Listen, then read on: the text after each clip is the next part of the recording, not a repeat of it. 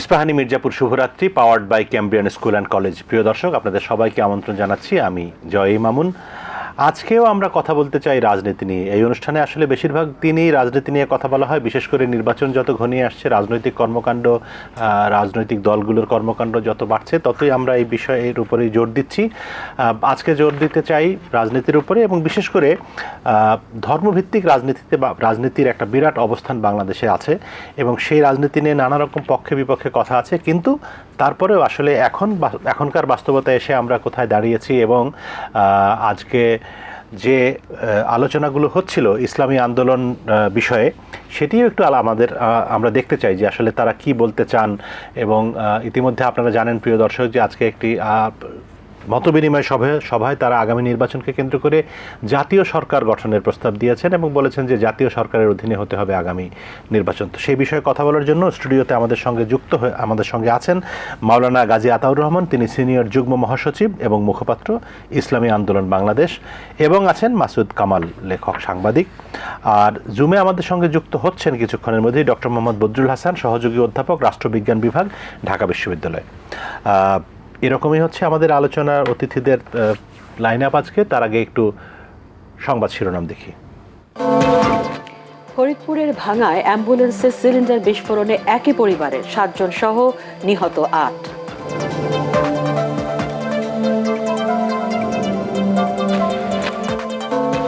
সুষ্ঠু নিরপেক্ষ নির্বাচনে 10টি আসনও পাবে না আওয়ামী লীগ, দাবি মির্জা ফখরুলের।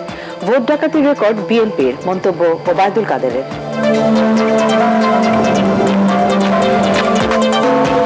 সেপ্টেম্বরে চালু হচ্ছে রূপপুর পারমাণবিক বিদ্যুৎ কেন্দ্র, উদ্বোধন করবেন প্রধানমন্ত্রী শেখ হাসিনা।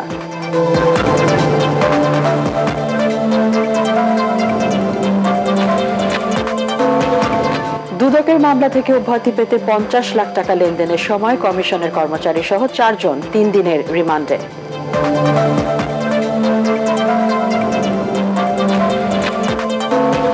এবং রাজধানীতে আসতে শুরু করেছে কোরবানির পশু, শুরু হয়নি বেচাকেনা, বেশি দাম হাঁকাচ্ছেন বিক্রেতারা।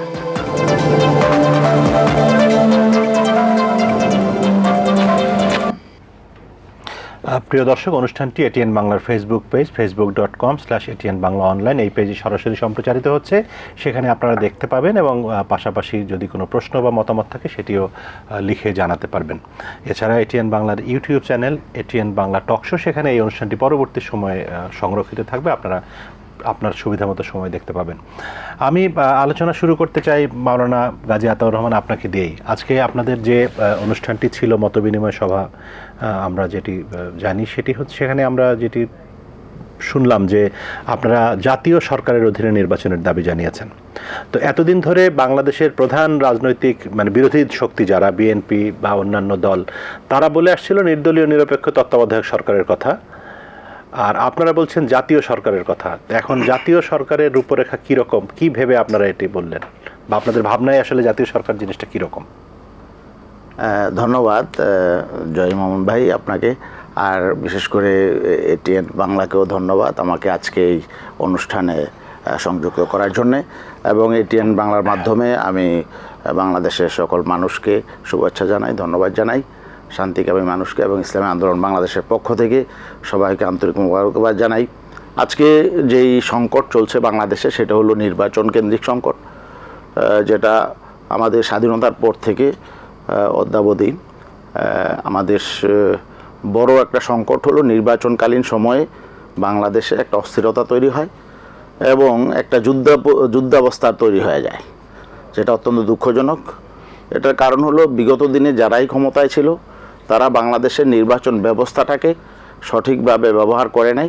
তারা এটাকে একটা সাংবিধানিক প্রতিষ্ঠান হিসেবে যেভাবে শক্তিশালী করা দরকার ছিল সেটা করে নাই, যে কারণে আসলে বাংলাদেশে প্রত্যেকটা জাতীয় নির্বাচনের আগেই একটা সংকট দেখা দেয়। বিশেষ করে যারা ক্ষমতায় থাকে তারা কিছুতেই ক্ষমতা ছাড়তে চায় না, একটা ভালো নির্বাচন দিতে চায় না, কারণ তাদের আশঙ্কা থাকে যে ভালো নির্বাচন দিলে তারা জয়ী হতে পারবে না।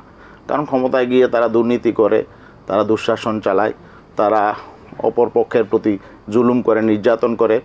এ কারণে তাদের জনগণের প্রতি তাদের আস্থা থাকে না, এই জন্যে তারা ক্ষমতা ছাড়তে চায় না, আর ভালো নির্বাচনও দিতে চায় না। এই যে সংকট, এই সংকট থেকে আমাদের বেরিয়ে আসা দরকার। আমরা দেখেছি যে অতীতে এই নির্বাচন কেন্দ্রিক সংকট থেকে বেরিয়ে আসার জন্যে সবগুলো দল একত্রিত হয়ে তত্ত্বাবধায়ক সরকার ব্যবস্থা প্রতিষ্ঠা করেছিল। বিশেষ করে এটা 1991 সালের নির্বাচনে প্রথম এই ধারণটা হয় এবং বিচারপতি শাহাবুদ্দিনের নেতৃত্বে একটা তত্ত্বাবধায়ক সরকার গঠিত হয় এবং সেই নির্বাচন হয়। তা সেই নির্বাচনটা মোটামুটিভাবে বাংলাদেশের ইতিহাসে বলা চলে যে মোটামুটি গ্রহণযোগ্য হয়েছে, কিন্তু তারপরেও সেই নির্বাচনের পরে কিন্তু পরাজিত দল যেটা ছিল বাংলাদেশ আওয়ামী লীগ, তারা বলেছে সূক্ষ্ম কারচুপি হয়েছে। তারপরে তো বিএনপি ক্ষমতায় ছিল, একটা নির্বাচন সেই বিএনপি ক্ষমতায় থাকাকালীন মাগুরার উপনির্বাচনকে কেন্দ্র করে নতুন করে আবার দাবি আসলো যে সামনে নির্বাচনগুলোতে তত্ত্বাবধায়ক সরকার অধীনে হতে হবে, এবং সেই দাবির প্রেক্ষিতে 96 তত্ত্বাবধায়ক সরকার নতুনভাবে সাংবিধানিকভাবে সংবিধান সংশোধন করে তত্ত্বাবধায়ক সরকার প্রতিষ্ঠা করা হলো। তো সে তত্ত্বাবধায়ক সরকারের অধীনে নির্বাচন হলো, সেই নির্বাচনে বিএনপি হেরে গেল, আওয়ামী লীগ বিজয়ী হলো।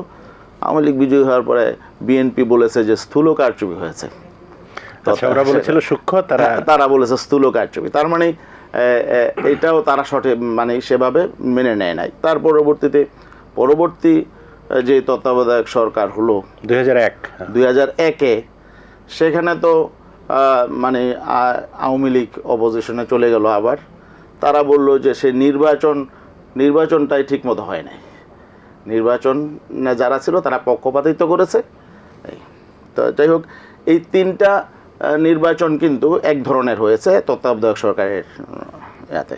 তারপরে নতুন করে এই আইনের এই তত্ত্বাবধায়ক সরকারের আইনের সুফল পাওয়ার জন্যে আবার বিএনপি আদালতের যে প্রধান বিচারপতি ছিলেন তার এটা তো সবাই জানে সময়সীমা বাড়াইলো, 2 বছর বয়স বাড়াইলো। তো বয়স বাড়ানোর প্রেক্ষিতে এখানে তীব্র আন্দোলন করলো আওয়ামী লীগ, অপোজিশনে যারা ছিল সবাই আন্দোলন করলো যে তারা KM হাসানকে তত্ত্বাবধায়ক সরকার প্রধান, যেটা সংবিধানে আছে প্রধান বিচারপতি মানে সদ্য সাবেক প্রধান বিচারপতি, এটা ওনারা মানেন না, এই জন্যে আন্দোলন গড়ে তুললো। তারপরে নানা নাটকীয়তার পরে এখানে সেনা শাসিত তত্ত্বাবধায়ক সরকার আসলো, 2 বছর পর্যন্ত তারা দেশ শাসন করলো। একটা নির্বাচন হলো 2008-এর 29শে ডিসেম্বর। সেই নির্বাচনে যেটা হলো সেখানে পরবর্তীতে বিএনপি বলল যে না, এটা আসলে নির্বাচন হয় নাই, বরং তাদের প্রতি ইনজাস্টিস করা হয়েছে, মানে যারাই পরাজিত হয় প্রত্যেকবার। এই যে বিষয়টা মামুন ভাই, জয় মামুন ভাই, এখানে দেখেন দলীয় সরকারের অধীনে তো সঠিক নির্বাচন হয় না, এটা তো প্রমাণিত, অতীতে হয় নাই। ইভেন 1973-এর নির্বাচনটাও দলীয় সরকার অধীনে ছিল এবং বিতর্কিত ছিল, সেই নির্বাচনও গ্রহণযোগ্য ছিল না।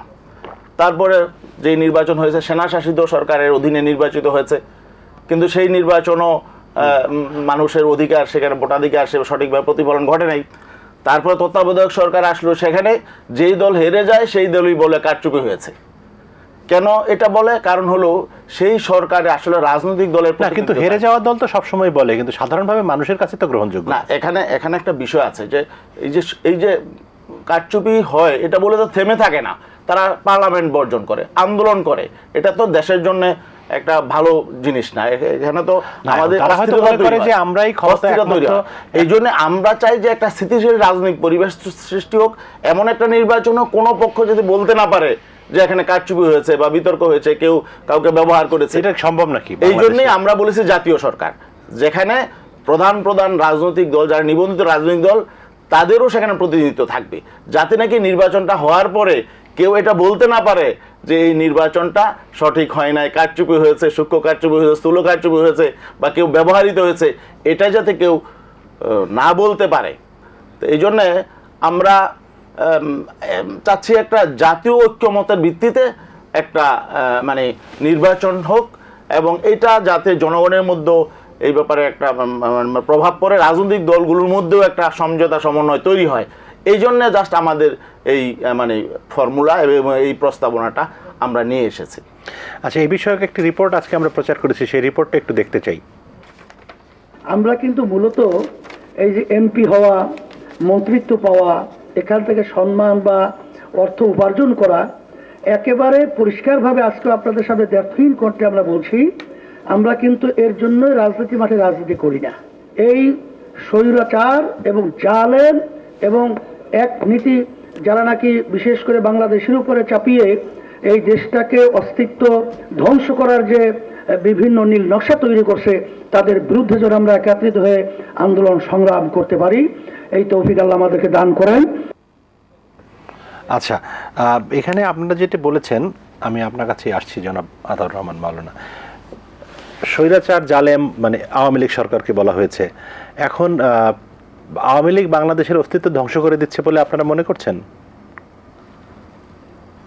এখানে আমরা যেটা দেখতে পাচ্ছি যে দেশ একটা স্বাধীন সার্বভৌম দেশ।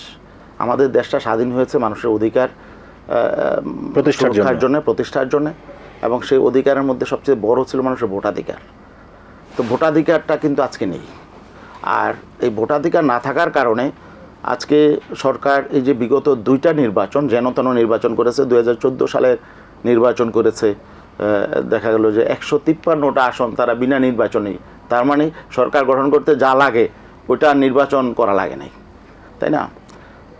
তারপরে 2018 সালের যে নির্বাচনটা, যে দিনের নির্বাচন রাতে হয়েছে, এটা তো সবাই জানে, দেশি বিদেশি সকল মিডিয়ায় সে নিয়ে আলোচনা হয়েছে ব্যাপক। যে কারণে হয়েছেটা কি, তারা গণবিচ্ছিন্ন হয়ে গেছে। আর একটা গণবিচ্ছিন্ন সরকার বিভিন্নভাবে এদের প্রতি জনগণের আস্থা যখন থাকে না, তখন সাম্রাজ্যবাদী শক্তি এবং শত্রু রাষ্ট্রগুলো তাদেরকে বিভিন্নভাবে চেপে ধরায়। তো আমরা যেটা দেখছি যে আজকে বাংলাদেশকে এমনভাবে মানে পরাশক্তিগুলো এমনভাবে চেপে ধরেছে যে এটার কারণটা কি? এটার কারণ হলো এই সরকারের সাথে জনগণ নেই। তারা বুঝতে পেরেছে যে এই সরকারের ভিত খুবই নড়বড়ে। এই জন্য আজকে আমরা আসলে আমাদের স্বাধীনতা সার্বভৌমত্ব হুমকির মুখে। একজন প্রধানমন্ত্রী তিনি বলছেন দেশের একটা অংশ নাকি বিদেশে একটা রাষ্ট্র চায়। ওনার কাছে কেন চাবেন? একটা স্বাধীন সার্বভৌম রাষ্ট্রের প্রধানমন্ত্রীর কাছে একটা রাষ্ট্রকে এই প্রস্তাব দিতে পারে? এটা উনি বলছেন, প্রকাশ্যে বলছেন। তাহলে এটা কেন বলছেন উনি? যেহেতু উনি দুর্বল। ওনার দুর্বলতা সুযোগ নিতে চায় বিদেশি শক্তি, সাম্রাজ্যবাদী শক্তি, পার্শ্ববর্তী রাষ্ট্র বিভিন্নভাবে সুযোগ নিতে চাচ্ছে। তো এটা আমরা মনে করছি যে এটা একমাত্র কারণ হলো উনি জনসমর্থনহীন, এবং তিনি মানুষকে, এই জন্য আমরা মনে করছি যে আজকে বাংলাদেশের স্বাধীনতা সার্বভৌমত্ব হুমকির মুখে। ধন্যবাদ। মাসুদ কামাল, আপনার কাছে আসছি। আজকে যে ইসলামী আন্দোলন বাংলাদেশ যে জাতীয় সরকারের প্রস্তাবনা নিয়ে আগাচ্ছে, আপনার কি মনে হয় এটা সম্পর্কে? না, এখানে আসলে হয়েছে কি, সামনে যে নির্বাচনটা হতে যাচ্ছে আর কি, সেই নির্বাচনে সরকারি দল আওয়ামী লীগ একটা ফরম্যাট বের করেছে যে তারা বলছে সংবিধানে যেটা আছে সেরকমভাবে হবে, মানে ওনারা সরকারে থাকবেন, তারপরে সবাই নির্বাচনে অংশ নেবেন, যেভাবে ইন্ডিয়াতে হয়, যেভাবে আমেরিকায় হয়, অথবা যেভাবে ইংল্যান্ডে হয়, ওনারা এই সিস্টেম করতে যাচ্ছেন। এখন ম্যাক্সিমাম বিরোধী দল তার সঙ্গে একমত নয়। আওয়ামী লীগের যারা নাকি আপনার জোটবদ্ধ যারা আছে, এর বাইরে আমি খুবই একটা দেখি না যে আর কেউ একমত আছে, সবাই তার বিরোধিতা করতেছে।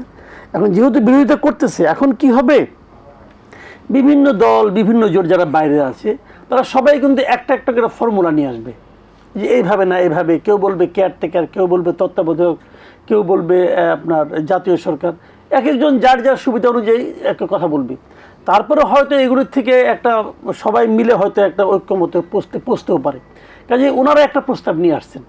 এখন এই প্রস্তাবটার রূপরেখা কেমন আমি অত ডিটেল আমি জানি না, তবে আমি প্রথম এর আগেও আমি দেখেছি, আগের দিন যে মিটিংটা করেছিলেন, যে মিটিংয়ে ওনারা ঘোষণা করলেন যে ওনারা এই সরকারের অধীনে কোনো মিটিংয়ে যাবে, কোনো নির্বাচনে যাবেন না, এবং সেই মিটিং থেকে ওনারা এটাও ঘোষণা করলেন যে সিলেট এবং বরিশালের নির্বাচনের পর। হ্যাঁ, তো আমি না একটা জিনিস আমার কাছে একটু ক্লিয়ার না আর কি, ক্লিয়ার না এই কারণে যে ওনারা তো নির্বাচনে অংশ নিচ্ছিলেন, গাজীপুরে নিয়েছেন, গাজীপুরে তো আতর ভাই নিজে অংশ নিয়েছেন প্রার্থী হিসেবে, গাজীপুরে নিয়েছেন, বরিশালে নিয়েছেন।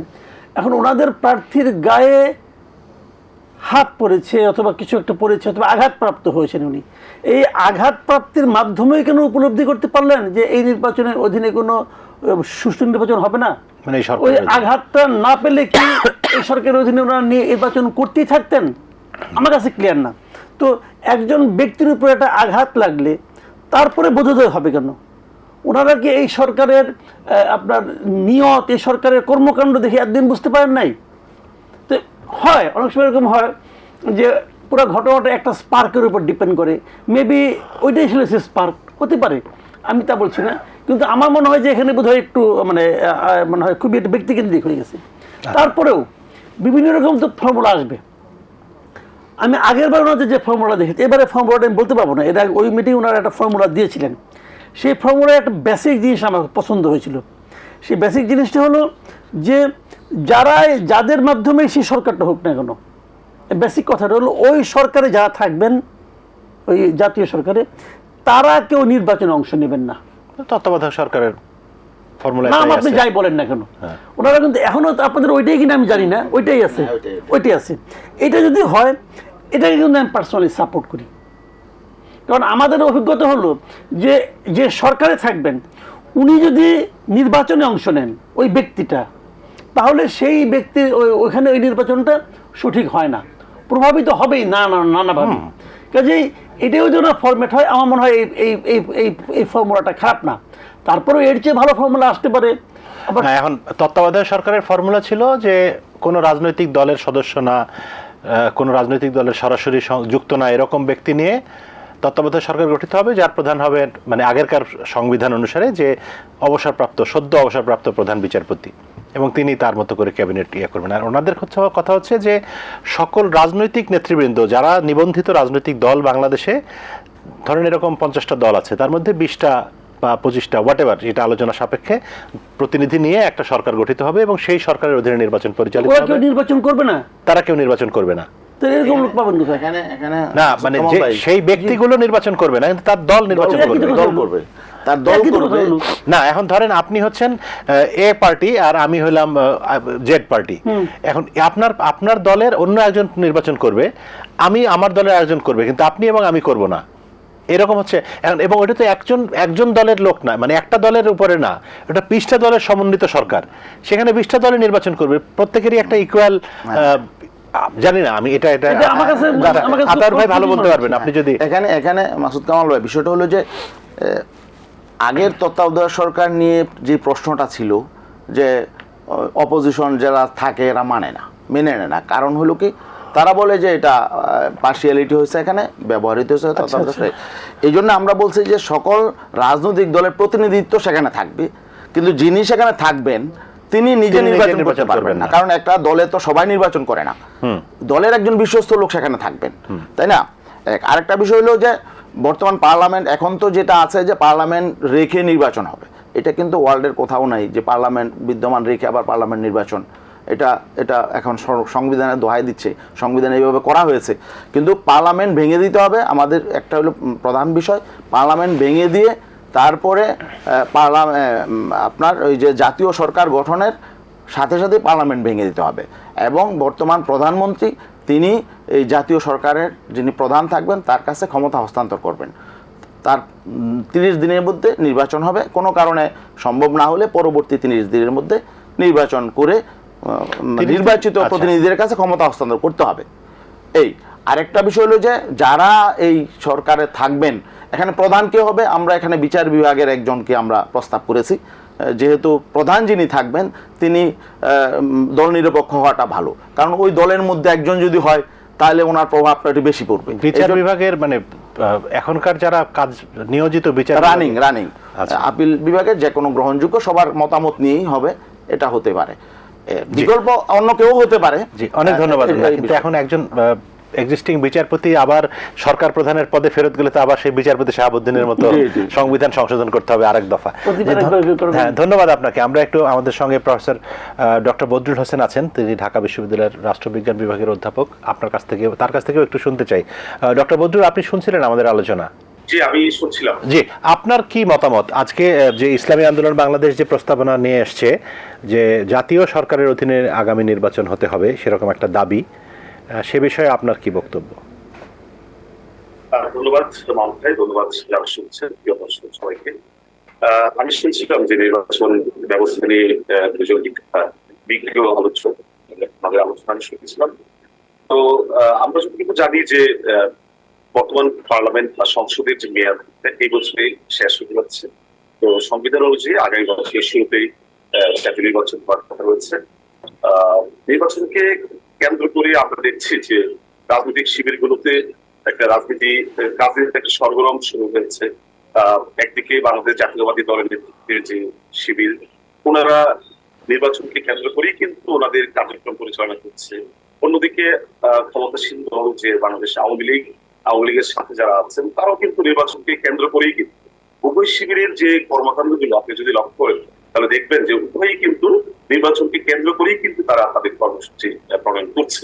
একদিকে বিএনপি নেতৃত্বে যে জোট, তারা যে বলছে যে একদিকে তত্ত্বাবধায়ক সরকারের দাবিতে রাজপথ আন্দোলন করছে, অন্যদিকে তারা কিন্তু নির্বাচন কেন্দ্র করে সামনে রেখে তাদের যে দল, সেই দলকেও কিন্তু বোঝাচ্ছে। আমরা দেখছি বিভিন্ন ক্ষেত্রে যে জেলা উপজেলা সিটিতে তারা তাদের কমিটি ঘোষণা করছে। তো আমরা এটা একদিকে তাদের অবস্থান, অন্যদিকে আমরা দেখছি সরকার দলীয় দলও কিন্তু বিএনপিকে চাপে রাখার জন্য তারাও নানা ধরনের কৌশল অবলম্বন করছে, সংবিধানের কথা বলছে যে সংবিধান অনুযায়ী নির্বাচন হবে। অন্যদিকে আওয়ামী লীগ কিন্তু তাদের দল বোঝাচ্ছে। উভয় শিবিরের কর্মকাণ্ডে কিন্তু আমরা দেখছি যে নির্বাচনকে কেন্দ্র করে। তো যে বিষয়টা নিয়ে আজকে উভয় শিবিরের মধ্যে অনৈক্য বা মতানৈক্য, সেটা হচ্ছে যে নির্বাচনী ব্যবস্থা নেই। হ্যাঁ, যে বিএনপি একদিকে বলছে সরকার ছাড়া নির্বাচন অংশগ্রহণ করবে না, কারণ তারা বর্তমান সরকারের অধীনে নির্বাচন সুষ্ঠু হবে না, সেই বিষয়টা তারা বারবার ব্যক্ত করছেন। অন্যদিকে আওয়ামী লীগও বলছেন যে না, নির্বাচন হতে হবে সংবিধানের অধীনে, কারণ সংবিধানে একটা বাধ্যবাধকতা আছে যে এই তত্ত্বাবধায়ক সরকার ব্যবস্থা বাতিল হয়ে গেছে, সংশোধনের মধ্য দিয়ে কাজে নির্বাচন। এই যে একটা অবস্থান, আমরা মনে করি যে এই সরকার ব্যবস্থা নিয়ে যে মতানৈক্য, সেটি আসলে আলোচনার মধ্য দিয়ে একটি ওয়ে আউট বা একটা উপায় বেরিয়ে আসবে। এবং আমরা দেখছি যে বর্তমান মানে রিসেন্টলি যদি আমরা সরকার দলের অবস্থানও দেখি, একটা সময় আমরা দেখেছি যে কোন সংলাপ, কোন আলোচনার কোন অবস্থায় তাদের মাথায় ছিল না, কিন্তু রিসেন্টলি কিন্তু আমরা মাননীয় প্রধানমন্ত্রী থেকে শুরু করে অনেকের মধ্যে থেকে যে সংলাপের মাধ্যমেই সমস্যার সমাধান করা সম্ভব, কাজে সংলাপের বিষয়টা কিন্তু বেরিয়ে আসছে নানাভাবে। আর আমরাও রাষ্ট্রবিজ্ঞানের ছাত্র হিসেবে ভাবছি যে আসলে কোনো কি রাজনীতিতে কোনো শেষ বলে কিছু নেই, সবই সম্ভব। হ্যাঁ, সবই সম্ভব। কারণ আমরা দেখছিলাম যে একদিকে ধর্মভিত্তিক যে দল জামাত ইসলামী কে অনেকে আশঙ্কা করেছিল এটা ব্যান করা হবে বা এটা কোনো রাজনৈতিক কর্মকাণ্ডই করতে পারবে না, কিন্তু সেটাও আমরা দেখছি সাম্প্রতিক সময়ে সেই জামাত ইসলামও কিন্তু তারা সভা সমাবেশ করতে পারছে। তো এটা কিন্তু আমি মনে করি যে এটা রাজনীতির একটা শুভ লক্ষণ, যে আইস ব্রেকিং। উভয় সরকার দলও এখানে তারা ছাড় দিচ্ছে, সংলাপের কথা বিবেচনা করছে। এখানে বিএনপিও তারাও কিন্তু তাদের দল বোঝাচ্ছে। এবং আমরা জাতি হিসেবে, জাতির সাধারণ মানুষ হিসেবে আমরা প্রত্যাশা করি যে উভয়ের মধ্যে যে কোনো সময় হয়তোবা একটি সংলাপের আয়োজন হতেও পারে, এবং অবাক হওয়ার কিছুই থাকবে না। কারণ দিন শেষে গণতন্ত্র মানে হচ্ছে নেগোসিয়েশন, আলাপ আলোচনা এবং ঐক্যমত, তার মধ্য দিয়ে কিন্তু একটি সুষ্ঠু নির্বাচনী ব্যবস্থা বেরিয়ে আসবে। আপনি তো না ডক্টর বদরুল, আপনি যা বলেছেন, আপনি একজন একাডেমিশিয়ান হিসেবে সেটাই বলেছেন, কিন্তু বাংলাদেশের বাস্তবতা আসলে একটু বোধহয় ভিন্ন। কারণ আমাদের ইতিহাস আলোচনার ইতিহাস নয়, আমরা আলোচনা করে কোনো ফলাফল অর্জন করতে পারি নাই আমাদের স্বাধীনতা পরবর্তীকালে এখন পর্যন্ত। নির্বাচন এবং শুরুতে যে কথাটা বলছিলাম, ধর্মভিত্তিক রাজনীতির একটা বড় জায়গা বাংলাদেশের রাজনীতিতে আছে। আমি আমাদের আলোচকদের দৃষ্টি আকর্ষণ করতে চাই, জনাব গাজী আতাউর রহমান, মাসুদ কামাল এবং প্রফেসর বদরুল হাসান। যদিও ধর্মভিত্তিক রাজনীতির বিপক্ষে প্রচুর কথাবার্তা বলা হয়, আবার পক্ষেও প্রচুর কথাবার্তা বলা হয়। যেমন ধরা যাক, আমরা যদি ইসলামী আন্দোলন বাংলাদেশের কথাই বলি, জামাত ইসলামের কথায় গেলাম না, কারণ জামাত ইসলামের বিরুদ্ধে অনেক স্টিগমা, যুদ্ধাপরাধ, মুক্তিযুদ্ধ ইত্যাদি বিতর্ক আছে। কিন্তু ইসলামী আন্দোলন আমরা সাম্প্রতিককালে দেখেছি, তারা এই যে একটু আগে আপনি বলছিলেন আতাউর ভাই নির্বাচন করেছেন, তিনিও খুব ভালো ভোট পেয়েছেন গাজীপুরে।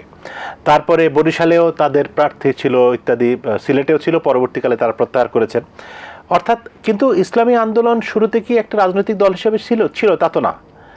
মানে আমরা জানি যে চরমনায়ের পীর একজন পীর মানুষ, বাংলাদেশের কোটি কোটি মানুষ বা অসংখ্য মানুষ তার ভক্ত, তিনি ধর্ম প্রচার করেন, ইসলামের কথা বলেন, শান্তির কথা বলেন, এবং মানুষ তার কথা শুনতে আসে, তাকে পছন্দ করে, এবং তার মুরিদ আছেন, মুরিদ মানে শিষ্য বা যেভাবেই বলি না কেন, অনুসারী। পরবর্তীকালে এটি একটি রাজনৈতিক দল হিসেবে আত্মপ্রকাশ করলো, এবং এখন তারা একটা জনভিত্তি রাজনীতিতে তৈরি করেছে। সেটি আমরা আতাউর ভাইকে দেখলে বুঝতে পারি যে তিনি ভোট পেয়েছেন। তো এই জায়গা থেকে যদি আমি আতাউর রহমান আপনার কাছে আসি, যে মানুষের ধর্মীয় অনুভূতিকে ব্যবহার করে ক্ষমতার রাজনীতির দিকে যাওয়া, এটা ধর্মীয় দৃষ্টিতে কতখানি সঠিক? ধন্যবাদ মামুন ভাই। এখানে আপনি যেই সেন্সে বিষয়টা নিয়ে আসলেন, যে ধর্মভিত্তিক রাজনৈতিক দল, আমরা আসলে সেভাবে আমরা রাজনৈতিক দল সেটা আমরা বলি না, এবং আমাদের বিষয়টা একটু ভিন্ন। আমরা বলি যে আমরা একটা আদর্শিক রাজনৈতিক দল।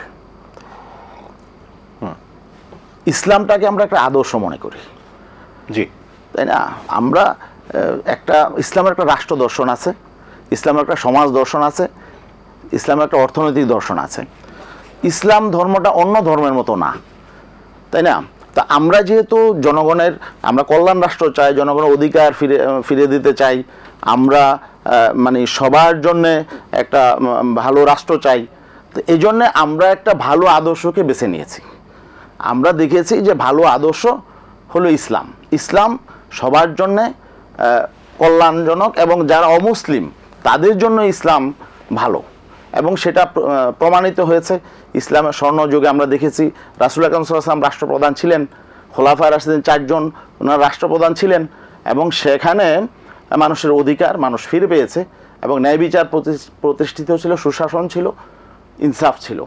তো এই জন্যে আমরা ইসলামটাকে এখানে আদর্শ হিসাবে নিয়েছি, অ্যাজ এ ধর্ম হিসাবে নয়, বরং একটা মানে কমপ্লিট কোড অফ লাইফ হিসাবে আমরা মনে করি ইসলামই এখানে উপযোগী, জি, সবার শান্তি প্রতিষ্ঠার জন্য, সবার অধিকার ফিরিয়ে দেওয়ার জন্য। এই জন্যে আসলে যখন আমরা কথায় কাজে মিল রাখবো, যেমন আমরা ইসলামী আন্দোলন বাংলাদেশ, এটা প্রতিষ্ঠা হয়েছে 1987 সালের 13ই মার্চ। আমরা প্রতিষ্ঠার পর থেকে এই পর্যন্ত আমরা যা বলেছি তাই আমরা করেছি। মাসুদ কামাল ভাই বলেছেন একজন লোক আঘাতপ্রাপ্ত হলো এই জন্য আপনারা নির্বাচন থেকে সরে গেলেন, বিষয়টা এমন নয়, বরং আমরা 2022 সালের 1 এপ্রিল জাতীয় আমাদের সমাবেশ হয়েছে একটা গুলিস্তান পার্কে। তো সেখানে আমাদের প্রথম ওপেনে আমরা এই দাবিটা করেছি, জাতীয় সরকারের দাবি করেছি, এবং আমরা বলেছি যে আমরা জাতীয় সরকারের অধীনে ছাড়া আমরা নির্বাচনে যাব না, আমরা কোনো দলীয় সরকারের অধীনে আমরা নির্বাচনে যাব না। এটা কিন্তু আজকে থেকে আরও 1.5 বছর আগে। অতএব হঠাৎ করে যে আমরা এইভাবে একজন আঘাতপ্রাপ্ত হইলো দেখি আমরা তবে আমরা আমাদের একটা ডিসিশন ছিল যে আমরা জাতীয় সরকারের অধীনে তো আর লোকাল নির্বাচন হবে না, লোকাল গভর্নমেন্টের নির্বাচন তো দলীয় সরকারের অধীনে যে এক্সিস্টিং যে গভর্নমেন্ট এদিনই হবে। তো এই জন্য আমরা যে মানে লোকাল গভর্নমেন্টের নির্বাচনগুলো আমাদের সিদ্ধান্ত ছিল যেমনই হোক, যেহেতু এটা তৃণমূলের এখানে নেতৃত্ব বাছাই হয়ে সিলেটের রাজশাহীতে গেলেন না কেন? হ্যাঁ, সেটা আসছি। তো এই জন্য আমরা বলছি লোকাল গভর্নমেন্টের নির্বাচনগুলো আমরা থাকবো, এবং সেই নির্বাচনগুলো আমরা যাবো। তবে জাতীয় নির্বাচন আমরা জাতীয় সরকারের অধীনে চেয়েছিলাম, আমরা দলীয় সরকারের অধীনে নির্বাচন করবো না, এটা আমাদের আগেরই ঘোষণা। এখন মাসুদ কামাল যেটা বললেন যে সিলেট রাজশাহী বর্জন করলাম কেন, এটা হলে এমন একটা বড় ঘটনা ঘটেছে, আমরা তো নির্বাচনে ছিলাম, এবং এই যে নির্বাচন কমিশন, এখন নতুন নির্বাচন কমিশনার এসেছিলেন, তিনি বলেছেন আমরা পরীক্ষা দিতে চাই, আপনারা আসেন, ভালো নির্বাচন দিব, সুষ্ঠু নিরপেক্ষ নির্বাচন হবে, বারবার ওনারা চ্যালেঞ্জ দিচ্ছিলেন। আমরা গিয়েছিলাম, সবাই নির্বাচন বর্জন করেছে।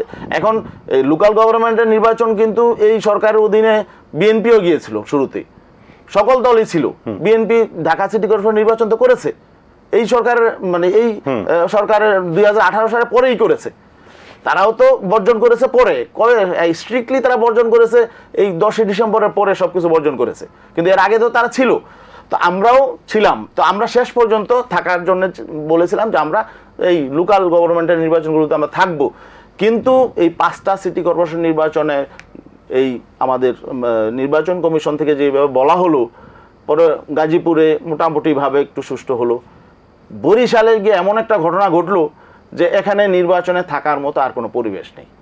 না, কিন্তু আপনার প্রার্থীর উপরে হামলা অবশ্যই ন্যাক্কারজনক, বা সকল সুস্থ মানুষের নিন্দা জানিয়েছে, বা আমরাও জানিয়েছি, কিন্তু আপনি কি মনে করেন যে ওই ঘটনা না ঘটলে আপনারা ওখানে বিজয়ী হতেন?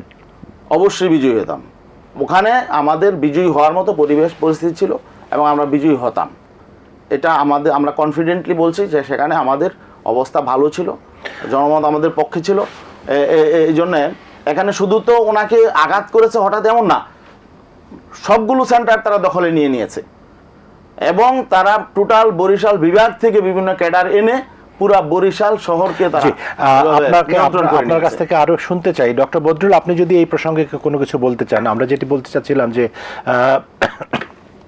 দুঃখিত, ধর্মভিত্তিক রাজনৈতিক দল এবং রাজনীতি। ধন্যবাদ মামুন ভাই। আসলে এই ধর্মের যে ভূমিকা আমাদের মহাদেশের রাজনীতিতে, তো তিক্ত অভিজ্ঞতার কথা মাথায় রেখে কিন্তু যে দেশ স্বাধীন হওয়ার পর যখন সংবিধান প্রণয়ন করা হয়, তখন ধর্মকে রাজনীতিতে পৃথক রাখার জন্যই কিন্তু তৎকালীন রাষ্ট্রনায়করা এই রাষ্ট্রীয় 4টি মূলনীতির একটি হিসেবে ধর্মনিরপেক্ষতাকে বেছে নিয়েছিলেন, যাতে ধর্ম যার যার রাষ্ট্র সবার বা আমাদের, এটাই ছিল তো মূলনীতি। তারপর আমরা দেখছি যে 75-এর পর একটা রেজিম, সামরিক সরকারগুলো তারা কিন্তু এই ধর্মটাকে ব্যবহার করে তাদের জনপ্রিয়তা, তাদের গুলো অ্যাচিভ করার চেষ্টা করা হয়েছে। তো এই ধর্ম আমরা, তারপরেও রিয়েলিটি হচ্ছে যতই আমরা সাংবিধানিকভাবে ধর্মটাকে আমরা বাইরে রাখি না, তারপরেও যেহেতু আমরা মুসলিম মেজরিটি কান্ট্রি, যেখানে প্রায় 90% মতো প্রায় মুসলিম নাগরিক জনগণ, কাজেই ধর্মটা আমাদের মানুষের মিশে গেছে। তো মানুষ যতই আমরা বলি যে সেকুলার রাষ্ট্রে আমরা বসবাস করছি, ধর্ম প্রভাব হবে না রাজনীতিতে, তারপর আমরা দেখছি যে প্রত্যক্ষভাবে কিন্তু ধর্মের প্রভাব আমরা কিন্তু রাজনীতিতে দেখছি। এবং ধর্মভিত্তিক যে রাজনৈতিক দলগুলো, ওনারা কিন্তু আজকে বাংলাদেশের একটা সেগমেন্ট, জনগণের মধ্যে একটা জনপ্রিয়তা কিন্তু আছে। একদিকে বাংলাদেশ জামাত ইসলামী, যদিও তাদের ভূমিকা নিয়ে অনেক বিতর্ক আছে, দেশ স্বাধীনতা যুদ্ধে তাদের বিপরীত ভূমিকার জন্য একটা বিতর্ক আছে। পাশাপাশি রাজনৈতিক ইসলামী ভিত্তিক যে সংগঠন বাংলাদেশ খিলাফতে বাংলাদেশ ফেডারেশন বা ইসলামিক ফ্রন্ট, এই যে রাজনৈতিক দলগুলো, তারা কিন্তু ইসলামিক যে আমাদের নাগরিক, তাদের মধ্যে কিন্তু তাদের একটা জনপ্রিয়তা আছে। যার কারণে দেখবেন যে আমাদের মেজর পলিটিক্যাল পার্টিগুলো, যে বিএনপি এবং আওয়ামী লীগ, উভয়ই কিন্তু ধর্মকে বাদ দিয়ে বা ধর্মভিত্তিক রাজনৈতিক দলগুলো বাদ দিয়েও কিন্তু তারা তাদের যে ইলেকট্রাল ম্যানিফেস্টো বলেন বা ইলেকট্রাল যে কার্যকলাপ বলেন সেটা পরিচালনা করার সুযোগ নেই। এটা রিয়েলিটি আমাদের বাংলাদেশে। তো এই আমরা যেটা মনে করবো যে ধর্ম থাকবে, কিন্তু রাজনীতিটা আসলে আমরা সেকুলার পলিটিক্সে বাস করি, একটা ডেমোক্রেটিক একটা সোসাইটিতে বাস করি, যেখানে ধর্ম বর্ণ নির্বিশেষে প্রত্যেকেরই এখানে তাদের স্বাধীন মতামত ব্যক্ত করার সুযোগ আছে। প্রত্যেকে তাদের স্বাধীন ভাবে তারা তাদের নির্বাচনী যে ম্যানিফেস্টো প্রকাশ করার সুযোগ আছে, নির্বাচনে তাদের যে পছন্দের ক্যান্ডিডেটকে পছন্দ করার সুযোগ আছে। তবে আমি রাষ্ট্রবিজ্ঞানের ছাত্রকে আমি মনে করি যে আমাদের এই সাংবিধানিক যে বাধ্যবাধকতা, যে ধর্মকে রাজনীতিতে ডিরেক্টলি না, মানে এটার প্রভাব না, আমরা ডেমোক্রেটিক প্রসেসে আমরা যদি সাংবিধানিক পন্থায় আমরা যদি আমাদের রাজনৈতিক কার্যক্রমগুলো পরিচালনা করি, তাহলে আমাদের মনে হয় যে রাজনীতি যে মূল মন্ত্র, মূল যে মোটো, যে জনগণের সেবা, জনগণের কল্যাণ, সেটি যে কোনো ধর্মের হোক। কারণ আমাদের বাংলাদেশে কিন্তু ইসলাম ধর্মের বাইরেও কিন্তু আরো কিছু ধর্মীয় গোষ্ঠী আছে, তাদেরও যাতে সেন্টিমেন্টে কিন্তু ধরনের আঘাত না লাগে, তারাও যাতে আমাদের বাংলাদেশের নাগরিক হিসেবে তাদের স্বাধীন মতামত দিতে পারে, সেটি আমরা আমি মনে করি এটি হওয়া উচিত। জি, ধন্যবাদ আপনাকে। আমার এই বিষয়ে বেশ কিছু প্রশ্ন আছে বা আলোচনার বিষয় আছে, কিন্তু তার আগে মাসুদ কামাল, আপনি যদি কিছু যোগ করতে চান। না, যোগ তো বটে, আমি আসলে একটু বেশি যোগ করতে চাই। একটা জিনিস হলো কি, দেখেন, ধর্মভিত্তিক রাজনীতি তো আমাদের সংবিধানে না করেনি, না, সংবিধানে এটা আছে, এবং এটা খুব সহজে এখান থেকে যাবে আমার তাও মনে হয় না, বা যাবার দরকারই বা আছে কেন কিনা, কোনো দরকার আমি দেখি না। হ্যাঁ, কিন্তু আমি যে কথাটা বলতে চাচ্ছি হলো, এগুলিকে আপনি ধর্মভিত্তিক রাজনৈতিক দল বলতে পারবেন না। বলতে পারবেন না কেন? দেখেন, এই দলগুলো যেগুলো আছে, এগুলো ইসলাম নামধারী দল, কিন্তু নামের সঙ্গে ইসলাম যুক্ত আছে। মানে ধর্মভিত্তিক দল না এই কারণে, মানে ধর্মকে ভিত্তি করে এই দলগুলি গড়ে ওঠে নাই, একটাও না। এই কারণে যে ধর্ম তো একটা, তারা সবাই তো ইসলামের নাম বলে, ইসলাম ধর্ম তো একটা। এখন ইসলামকে নিয়ে যদি আমি রাজনীতি করি, তাহলে একটা দলই হওয়া উচিত ছিল। এতগুলি কেন? এতগুলি কেন? তার মানে সবগুলোই তো সঠিক না। তাহলে যদি ইসলামের কথা আমি ধরি, তো ইসলাম তো আর রাজনৈতিক কোনো আদর্শ না, ইসলাম কিন্তু একটা, ইসলাম কিন্তু একটা আদর্শের কথা বলছি। তাহলে এই সবগুলির মধ্যে একটা ঠিক, বাদ বাকি সব ভুয়া। অথবা তার চেয়ে বরং সবচেয়ে ভালো কি, এগুলো হলো ধর্মের নামে রাজনৈতিক দল। মানে বাংলাদেশের মানুষ, ম্যাক্সিমাম মানুষ হলো আপনার ধর্মপ্রাণ মানুষ, ধর্মভীরু মানুষ, তারা ধর্মকে ভালোবাসে। এখন আমার ধর্মের প্রতি ভালোবাসা আর আপনার ধর্মের প্রতি ভালোবাসা কিন্তু সমান না। এটা ডিপেন্ড করে আমার মানে পারিবারিক অবস্থান, আপনার পারিবারিক অবস্থান, আমার জ্ঞান, আপনার জ্ঞান, এটা ভিন্ন ভিন্ন কারণে বোঝার ক্ষমতা ডিপেন্ড করে। এখন কিছু লোক আছে মানে মানুষের এই ধর্মের সীমাবদ্ধ জ্ঞানটাকে পুঁজি করে বলে যে আমরাই একমাত্র ধর্ম, সৎ লোকের শাসন, আমি সৎ। তো বাংলাদেশে তো আসলে দেখেন দেখেন আমি একটা সহজ একটা এক্সাম্পল বলি, আপনি শুক্রবার দিন আপনি ঢাকার রাজপথে চলতে পারবেন না, কারণ শুক্রবার রাস্তা বন্ধ করে জুম্মার নামাজ হয়। তো যে দেশে এত ধার্মিক সেদিন দুর্নীতিতে ফার্স্ট হয় কেন? কারণটা কি রে ভাই? পৃথিবীতে কোনো দেশে এত ধার্মিক নাই আমাদের মতো, আবার কোনো দেশে এত দুর্নীতিও নাই। তো তাহলে কি হচ্ছে? তাহলে হয় ওইটা সত্য না এটা সত্য। তাহলে ধর্মের নামে দল, কিন্তু আমাদের এখানে সমাজতন্ত্রের নামে যত দল আছে, পুঁজিবাদের নামে যত দল আছে, জাতীয়তাবাদের নামে যত দল আছে, তার চেয়ে বেশি আছে ধর্ম ইসলামের নামে দল। তাদের এগুলি ধর্মভিত্তিক দল না, এটা হলো ধর্মকে ব্যবহার করে দল। কারণ এটা খুব একটা কমন ফিলোসফি, কমন সাইকোলজি মানুষের। যে আমরা কথা বলছিলাম নির্বাচন এবং ধর্মভিত্তিক রাজনীতি নিয়ে, আমি এই পর্যায়ে আমি বলছিলাম যে আমার কিছু প্রশ্ন আছে, সেটি হচ্ছে মাওলানা গাজী আতাউর রহমান আপনার কাছে। আপনারা আগামী নির্বাচন নিয়ে কথা বলছেন, আগামী নির্বাচন কি প্রক্রিয়ায় হবে সেটি নিয়ে বিতর্কের বিষয়, কিন্তু ধরা যাক আপনারা যেভাবে চান অথবা বেশিরভাগ দল যেরকমভাবে চায়, সরকার যেরকমভাবে চায়, সব মিলে একটা ঐক্যমত্য হলো এবং সকলে নির্বাচনে যেতে রাজি হলো। সেটাই তো আমরা চাই। আসলে আমরা তো দেশের যে কোনো সুস্থ শান্তিকামী মানুষ চায় যে আগামী নির্বাচনটি অংশগ্রহণমূলক হোক। মানে একা বিএনপি নির্বাচন করবে, আওয়ামী লীগ থাকবে না, সেটিও যেমন চায় না, একা আওয়ামী লীগ নির্বাচন করবে অন্যরা থাকবে না, সেটিও কেউ চায় না। তো সেরকম একটা অংশগ্রহণমূলক সুষ্ঠু সুন্দর নির্বাচন যদি হয়, সেক্ষেত্রে আপনারা নির্বাচনে অংশ নেবেন। সেই নির্বাচনে আপনাদের এজেন্ডা কি থাকবে? আপনারা বাংলাদেশে কি শাসন কায়েম করতে চান? আমি আপনার জবাব দিব। তার আগে কিছু কথা যেহেতু হয়েছে একটু বলা লাগে, যে আমরা নির্বাচনে ধর্মকে ব্যবহার করি, বিষয়টা এমন নয়। আমরা সবসময় ধর্ম চর্চা করি। নির্বাচন আসলে আমরা ধার্মিক হই, বিষয়টা এমন না। বরং অন্যান্য যারা রাজনৈতিক দল তারা নির্বাচনে আসলে ধর্মকে ব্যবহার করে, এটা রিয়েলিটি। আরেকটা মাসুদ কামাল যেটা বলছেন যে আসলে ইসলামী সংগঠনগুলোকে ঢালাওভাবে বলছেন যে না, আসলে এরা ইসলাম চর্চা সেভাবে করে না, যেহেতু ইসলাম চর্চা করলে একটা দল হইতো। এটা এখানে একটা বিষয় বুঝতে হবে যে ইসলাম চর্চা করে না, এটা কিন্তু বলেন নাই। না, মানে যাই হোক বলেছেন যে একটা যদি আপনি যদি সঠিক হন তাহলে একটা হইতো, সেটাই। এখানে গঠন হলো ইসলাম একটা আদর্শ প্রতিষ্ঠার বিভিন্ন ওয়ে থাকে। যেমন আমি চট্টগ্রাম বসবাস করি, গুলিস্তান আসবো, এখানে আসার রাস্তা কিন্তু বিভিন্ন হইতে পারে। আমি প্লেনেও আসতে পারি, আমি জাহাজেও আসতে পারি, আমি ট্রেনে আসতে পারি, আমি বাসে আসতে পারি, তাই না? তো আমার উদ্দেশ্য হলো গন্তব্যে পৌঁছা। অতএব এখানে আমরা ইসলামের আলোকে একটা সমাজ প্রতিষ্ঠা করতে চাই। এক একজন এক এক ওয়েতে চেষ্টা করে, এই জন্য এক একজন এক এক দল করে। এর অর্থ এই না যে সবাই একটা দল না করলে সবাই এরা ভণ্ড, এইভাবে বলাটা আমার মনে হয় ঠিক হবে না। যাই হোক, আর এখন আপনি তো মানে অগ্রিম কথা বলতেছেন ভাই। ভণ্ডও বলে না, ইসলাম চর্চা করে না, এটাও উনি বলেন নাই। উনি বলেছেন যে সকলের আদর্শ যদি এক হতো তাহলে তো একটা দল হলেই হতো, 5টা দল 20টা দলের তো দরকার ছিল না। যাই হোক, এটা একটু নেগেটিভ সেন্সে বিষয়টা বলছেন। এটা আসলে আমাদের বুঝতে হবে বিষয়টা।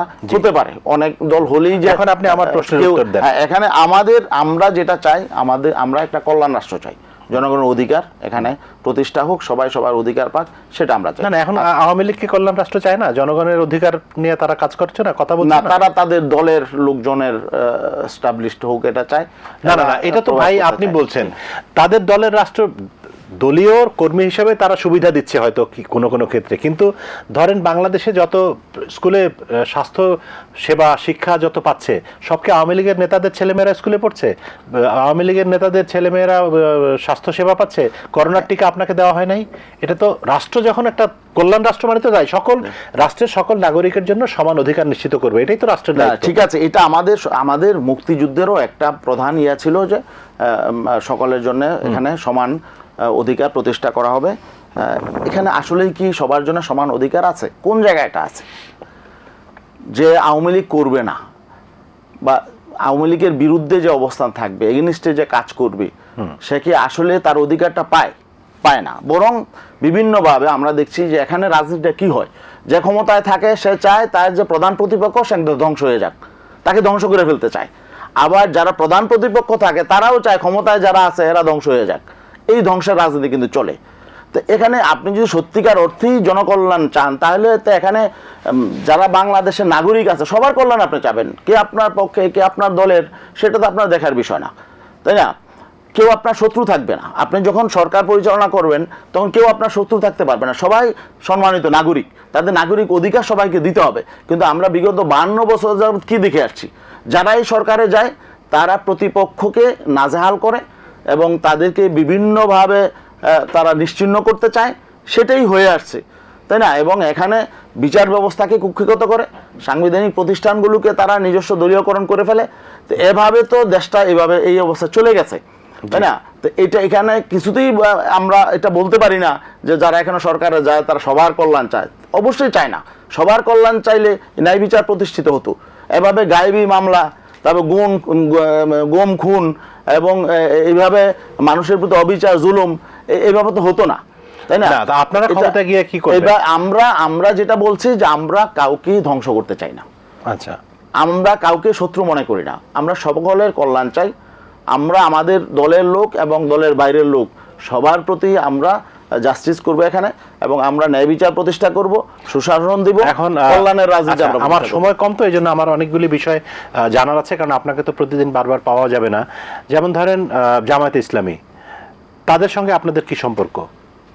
না, এরা জামাতে ইসলামে একটা রাজনৈতিক দল, আমরা একটা রাজনৈতিক দল, এদের সাথে আমাদের সম্পর্কের প্রশ্ন কেন আসবে? না, তারা আপনার মিত্র নাকি তারা আপনার প্রতিপক্ষ? না, এখানে আওয়ামী লীগ, বিএনপি, জাতীয় পার্টি ওরাও যেমন একটি রাজনৈতিক দল, আমরা মনে করি এখানে জামাতে ইসলামী তারাও একটা রাজনৈতিক দল। না, কিন্তু আমার প্রশ্ন, আওয়ামী লীগকে আপনারা বলেছেন স্বৈরাচার, জালেম ইত্যাদি, তাদেরকে হটাতে হবে, আজকের অফিসিয়াল স্টেটমেন্ট আপনাদের।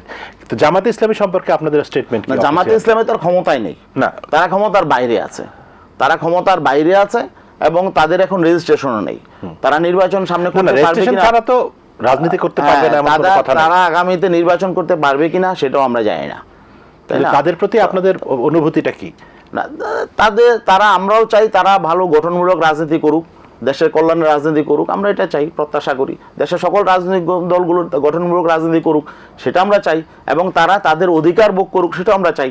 তারা যদি বাংলাদেশের নাগরিক হয়ে থাকে, নাগরিক হিসাবে নাগরিক অধিকার পাওয়ার অধিকার, রাইট, সাংবিধানিক রাইট সবারই আছে। অতএব আমরা মনে করি তাদেরও রাজনীতি করার অধিকার আছে, এবং তাদের মিটিং, মিছিল, সমাবেশ সহ সকল রাজনৈতিক অধিকার তাদের ভোগ করার, প্র্যাকটিস করার অধিকার আছে। আরেকটা ইসলামী সংগঠন হেফাজতে ইসলাম, হেফাজতে ইসলাম বাংলাদেশে যদিও তারা রাজনৈতিক দল হিসেবে নির্বাচনে অংশ নেয় না, কিন্তু তারপরেও বিভিন্ন সময় আমরা দেখেছি বিভিন্ন রাজনৈতিক বক্তব্য দিতে। হেফাজতে 13 দফা যখন আল্লামা শফি সাহেব বেঁচে ছিলেন, সেটি খুব আলোচিত হয়েছিল। আপনাদের সেরকম কোনো এজেন্ডা আছে কিনা যে আপনারা বাংলাদেশকে একটা তালেবান রাষ্ট্র করতে চান, বা মেয়েরা কাজ করতে পারবে না, পড়াশোনা করতে পারবে না, এরকম কোনো আপনাদের ফোকাসটা? আসলে ইসলাম নিয়ে মানুষের মধ্যে একটা আতঙ্ক, মানে পরিকল্পিতভাবে ছড়ানো আছে যে ইসলাম আসলে নারীদের জন্য সংকট হবে, তারা ঘর থেকে বের হইতে পারবে না, তাই না? লেখাপড়া করতে পারবে না, লেখাপড়া করতে পারবে না, এবং এখানে মানুষের প্রতি জুলুম করা হবে, বা না, এটা মানুষের মধ্যে তো এই ভয় তো মানে হুজুররা ঢুকিয়েছেন। তো যারা এই সমস্ত ঢুকিয়েছেন তারা আসলে ইসলামের সঠিক জ্ঞান তাদের নাই। ইসলাম সবার অধিকার সুনিশ্চিত করবে, নারীদেরকে ঘরে বন্দি করবে কেন? নারীরা হলো অর্ধেক, এখানে নারীদেরকে ইসলাম সম্মান দিয়েছে, অধিকার দিয়েছে, এবং নারীরা এখানে দেখেন, এখানে ইসলামের যুগে ইসলাম কিন্তু নারীদের শিক্ষার ব্যাপারে গুরুত্ব দিয়েছে। আল্লাহ রাসূল বলেছেন নারী পুরুষ সকলের জন্য জ্ঞান অর্জন করা ফরজ, সেখানে শুধু পুরুষের কথা বলে নাই, নারীরা তাদের মানে অধিকারও ভোগ করবে, এবং তারা এখানে বাংলাদেশের এবং দেশের উন্নয়নের জন্য তারা অবদানও রাখবে, এখানে কোনো বাধা নেই। হ্যাঁ, একটা বিষয় আছে যে যেহেতু নারীরা সম্মানিত, তাদেরকে সম্মান দিতে হবে, এবং তারা পুরুষের চেয়ে তাদেরকে আলাদা দৃষ্টিতে দেখতে হবে। এই জন্যই যে পুরুষের মতো করে তাদেরকে খাটানো যাবে না, বা তাদের বিষয়গুলো একটু অগ্রাধিকার হেফাজতের মতো। আমরা কিন্তু নারীদের অগ্রাধিকারের পক্ষে, আর নারীরা অনেকে তো সমান অধিকার চায়, আমরা কিন্তু অগ্রাধিকার দিই। তাদের দায়িত্ব কম কিন্তু অধিকার বেশি। জি, মাসুদ ভাই। আর হেফাজতের প্রসঙ্গটা বলেছেন, হেফাজত একটা অরাজনৈতিক সংগঠন। আপনাদের কি সেন্ট্রাল কমিটিতে নারী কয়জন? সেন্ট্রাল কমিটিতে আমাদের নারী আছে প্রায় 21 জনের মতো। মাশাআল্লাহ, তাই না? সবাই আপনাদের মানে ঘরের লোক? না, নারীরা তো মানে আমাদের, আপনি আছেন, আপনার স্ত্রী, আপনি সভাপতি, আপনার স্ত্রী সহসভাপতি, ওইরকম পরিবারতন্ত্র নাকি সত্যিকার অর্থে রাজনীতি করে আসা? বা না, আমাদের রিলেটিভদের মধ্যেই তো বেশি হবে স্বাভাবিকভাবেই, তাই না? এর বাইরে দূরে থেকে আসা ইয়া করা, যেহেতু আমাদের একটা সীমাবদ্ধতা আছে, আমরা শরীয়ত অনুযায়ী আমরা চলার চেষ্টা করি, অতএব এখানে সেভাবেই আমরা আমাদের নারীদেরকে ইনভলভ করি, তারাও যাতে আমরা যেমন দিনের জন্য দেশের জন্য কাজ করতে চাই, আমাদের ঘরের মহিলারাও করবে এবং তারা করছে। জি, ডক্টর বদরুল হাসান যদি কোনো যোগ করতে চান, আমাদের সময় কম, 1 মিনিট সময় আপনার।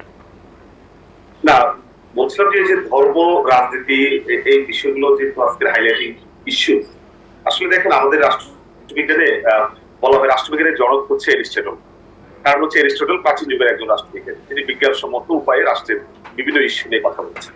তারপর মধ্যযুগ ছিল একটা পর্যায়ে যেখানে আসলে ধর্মের অতি বাড়াবাড়ির কারণে কোন ধরনের রাজনৈতিক বিষয়গুলো এখানে ধর্মটাকে প্রাধান্য পেয়েছে।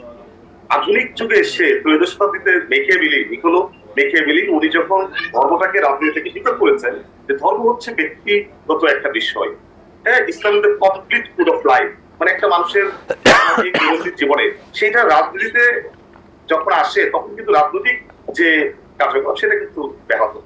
তো আজকে আমাদের এই যে বাংলাদেশে বর্তমান 21st সেঞ্চুরিতে বসে আমরা যে ধর্ম নিয়ে এই কথা বলছি, আমাদের সুস্পষ্টভাবে কিন্তু সংবিধানে বলা আছে যে ধর্মকে কেন্দ্র করে রাজনীতি না। বাট যেটা একজন আলোচক বললেন যে বাংলাদেশে আসলে যে ধর্মভিত্তিক রাজনৈতিক দল, হ্যাঁ, তারা রাজনীতি করা তাদের অধিকার আছে। তাদের রাজনীতির মূল লক্ষ্য যেটা উনি বলছিলেন যে জনগণের কল্যাণমূলক রাষ্ট্র, ফাইন, কোনো সমস্যা নেই। কিন্তু যখন ধর্মকে ব্যবহার করা হয় রাজনীতিতে ক্ষমতায় যাওয়ার জন্য হোক, অথবা জনপ্রিয়তা অর্জনের জন্য হোক, অথবা জনগণের ম্যান্ডেট, সেটা তো সবাই করে, সেটা তো শুধুমাত্র ইসলামী দলের দোষ না, সেটা তো ভাই সব ইসলামী অনিসলামী ধর্মকে ব্যবহার করে, ধর্মের লেবাস ব্যবহার করে মানুষকে বোকা বানানোর জন্য। এটা কাম্য না, এটা যে কোনো রাজনৈতিক দল। আজকে বিএনপিও যেরকম জামাত ব্যবহার করছে, আওয়ামী লীগ কিন্তু ক্ষেত্র বিশেষ দেখেন হেফাজত ইসলামের সাথেও কিন্তু কথা বলছে, তাদেরও কিছু দাবি দেওয়া মেনে নিচ্ছে। তো আমরা মনে করি যে প্রত্যেকেরই এখানে রাজনীতি করার অধিকার আছে, সেটা যে ধর্মেরই হোক না কেন। কিন্তু যখন রাজনীতিতে এসে ধর্মটাকে ইনস্ট্রুমেন্ট হিসেবে ব্যবহার করে, তখনই এটা আমাদের জন্য ধন্যবাদ। ডক্টর বদরুল, আপনাকে ধন্যবাদ। আমাদের সময় একদমই শেষ। আগামী নির্বাচন নিয়ে আরো 2-1টা প্রশ্ন যদি সুযোগ পাই করার, মাওলানা গাজী আতাউর রহমান, আপনারা যে নির্বাচনের প্রস্তুতি নিচ্ছেন নিঃসন্দেহে, সেটি কি এককভাবে নাকি কোনো জোটগতভাবে? না, আমরা গতবার কিন্তু 300 আসনে এককভাবে নির্বাচন করেছিলাম 2018-তে। তো এবার আমরা চাচ্ছি যে আমাদের ইসলামী সংগঠনগুলো যারা অন্যান্য আরও আমাদের পাশাপাশি আছে, এদেরকে নিয়েই আমরা নির্বাচন করতে চাচ্ছি। তবে সেটা জোট না হলেও হয়তো নির্বাচনী সমঝোতার মতো কিছু একটা আমরা করার চেষ্টা করব। আর সেক্ষেত্রে অন্য জামাত ইসলাম বা অন্য যারা আছে তাদের সঙ্গে কি আসন ভাগাভাগির কোনো সম্ভাবনা আছে কিনা আপনাদের? না, জামাত ইসলাম তো এখনো নিবন্ধন নাই, যেহেতু তাদের বিষয়টা তো ভিন্ন। তারা নিবন্ধন নাই, কিন্তু জামাতের লোকজন তো নির্বাচন করতে চায় যদি ওরকম সুযোগ হয়। এই বিষয়ে আমাদের এখনো কোনো সিদ্ধান্ত হয় নাই। আমরা চাচ্ছি যে এখন যে আমাদের মূল যে এজেন্ডা সেটা হলো একটা পরিবেশ, ভোটের একটা পরিবেশ, যাতে মানুষ ভোট দিতে পারে, একটা নিরপেক্ষ, একটা মানে লেভেল প্লেয়িং ফিল্ড। এটার জন্য আমরা পারস্পরিক যোগাযোগ এবং কথাবার্তা আমরা বলছি, একটা যাতে মানুষের ভোটাধিকারটা নিয়ে আমাদের এখন প্রধান এখন আমাদের টার্গেট। তারপরে নির্বাচন পরিবেশ পরিস্থিতির উপরে কি সিদ্ধান্ত নেওয়া লাগবে তখন আমরা ইনশাল্লাহ নিব। জি, অনেক ধন্যবাদ মাওলানা আতাউর রহমান, মাসুদ কামাল এবং ডক্টর বদরুল, আপনাদের তিনজনকে। প্রিয় দর্শক, আপনাদের সবাইকে শুভেচ্ছা জানিয়ে আজকের মতো শেষ করছি। দেখা হবে আবার আগামীকাল। সবাই ভালো থাকুন এবং এই অনুষ্ঠানটি এটিএন বাংলার YouTube channel ATN Bangla talk show, সেখানে আপনারা দেখতে পাবেন। সবার জন্য শুভেচ্ছা।